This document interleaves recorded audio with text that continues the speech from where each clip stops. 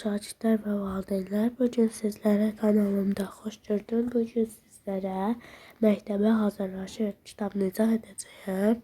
Gəlin başlayaq. Deməli biz buraları keçmişdik. Deməli qalmışdıq T hərfində. Bugün səhifə artıq 46-dayıq. T hərfi və səsi ilə tanış ol. Hər şəkildə nə təsvir olunduğunu bir-bir söylə və bu sözün hansı səslə başlandığına diqqət et. T hərfini isə rənglə. Deməli bu şəkildəki turpdur, timsah, tar, tort, tısbağa və topdur. Deməli bunların hər biri T hərfi ilə başlayır və bizə nümunə göstərib. Gəlin T hərfini isə rəngləyək. T hərfini istədiyimiz rəngdə, hətta iki rəngli də və yaxud da ki başqa rənglərdə də rəngləyə bilərik. Məsələn olsun səhrayı səliqəli bir şəkildə rəngləyirsiniz.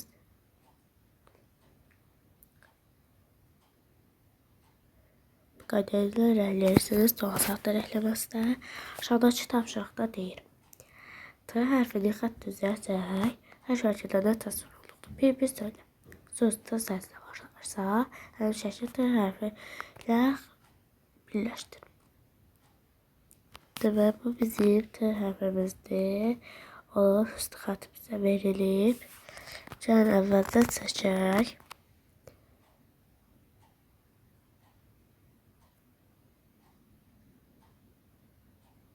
Deməli çəkdik. İndi isə şəkilləri birləşdirək.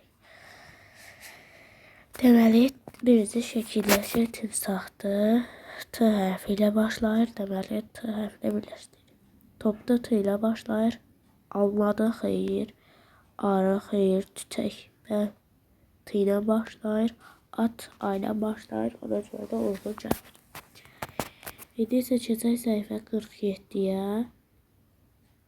Deyir ki, sözlərdə T, Ə və A hərfləri tap və yerləşdirdikləri xanaların nümunəyə uyğun gəlir. Deməli T-dır narıncı, Ə-də mavi, A-da isə çərək rəngdə rəngləyəcək.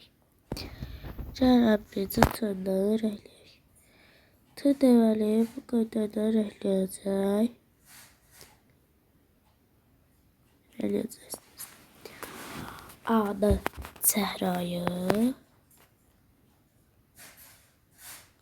Ə-də isə mavi. Bu qədər sadə.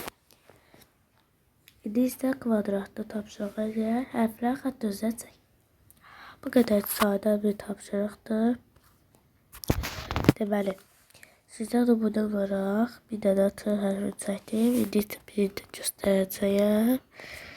Ola bilər ki, adınızdan çıxsın. A-da ola bilsin, unuda bilərsiniz. Ona görə hərfində elədim sizin üçün. Deməli elədik tapşırığımızı.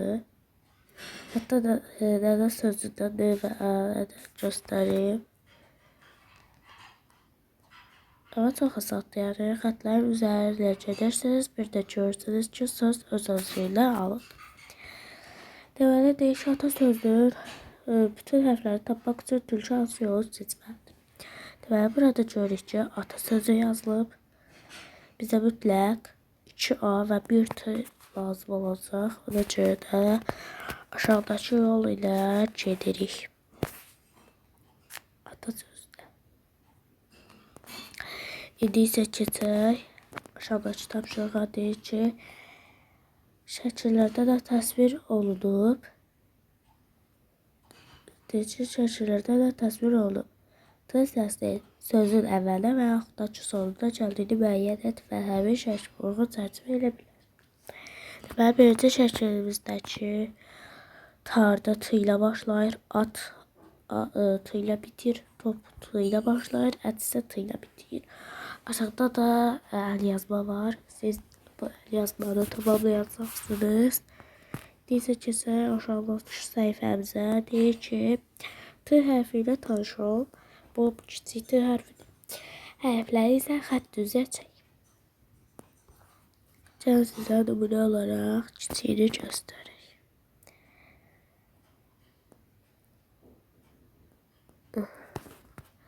Deməli, qalanlarında buna uyğun edəcəksiniz. Sonrası deyir, şəkildə nə təsvir olduğunu bir söylə.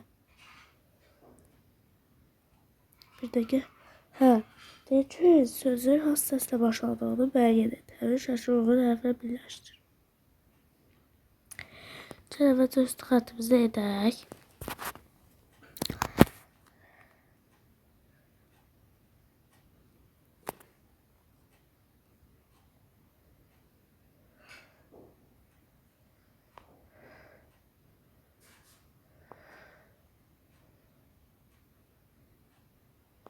Deməli, bu qaydada edirsiniz. Sonra buradakı şəkillərlə birləşdirin. Deməli, birinci şəkildə almadır. A ilə başlayır. İkinci şəkildəki nərdivandır. N ilə başlayır. Əl, ə ilə, hərf ilə, timsah isə T ilə başlayır. İkinci şəkildəki ətdir. Ə ilə başlayır. Tort, T ilə başlayır. Nar, D ilə başlayır. Ay ilə başlayır. Aşağıdakı tapşırığımıza keçək. Deyir ki, şəkildə nə təsvir olduğunu bir söylə. Sapa düzülmüş boncuklar həmin sözün səsləri əvəz edir. Sarı və yaşıl boncuklar hansı səsləri əvəz edir? Deməli, burada təsvir olunan tardı gəlin yazaq. Tar. Deməli, bizə sarı və yaşıl boncuq deyirdi. Mən sizə mavi boncuğu da deyəcəm. Deməli, sarı boncuq T'dır. T'ni əvəz edir. Yaşıl boncuq A'nı əvəz edir. Mavi boncuq S'ni əvəz edir. Deməli, bugünkü dərsimizdə bu qədər. Sağ olun, yeni videolarda görüşənədək.